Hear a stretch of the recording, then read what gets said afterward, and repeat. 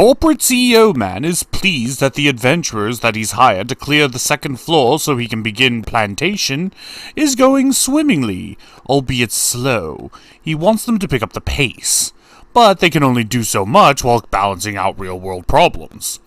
But he shows the adventurers that he's already solved all their real-world problems, mainly student debt, loans, any financial obligations, so they could spend all their time in the tower, and he even hires new blood. So there's no problems there.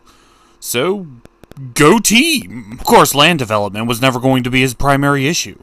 The primary issue is replicating the cherry tomatoes and their effects, as he's already started growing his crops in some of the soil that his scientists have already planted.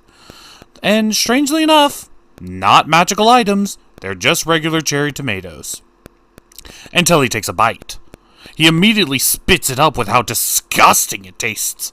Well, actually, it's not even disgusting. It tastes like nothing.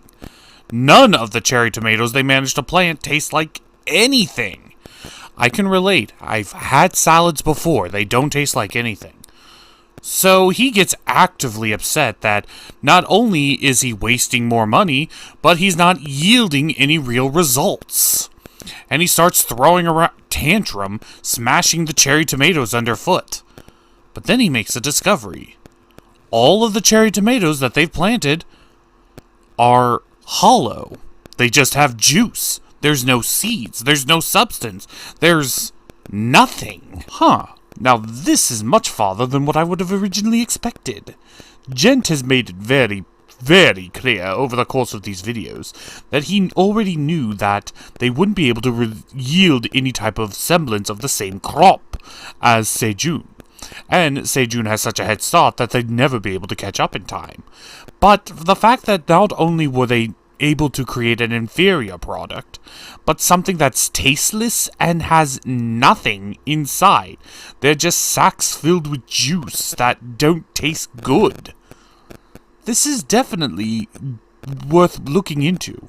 There's clearly something more going on than just bad fertile soil. Well, we cut back to Sejun real quick. He's taking a nap, and Ox number 3 returns and starts chomping down on all the green onion leaves that was spread out. But enough about him, let's go back to the CEO. We later cut back to the CEO, who is in the conundrum of why the cherry tomatoes aren't producing anything outside of a gross little ball of shit.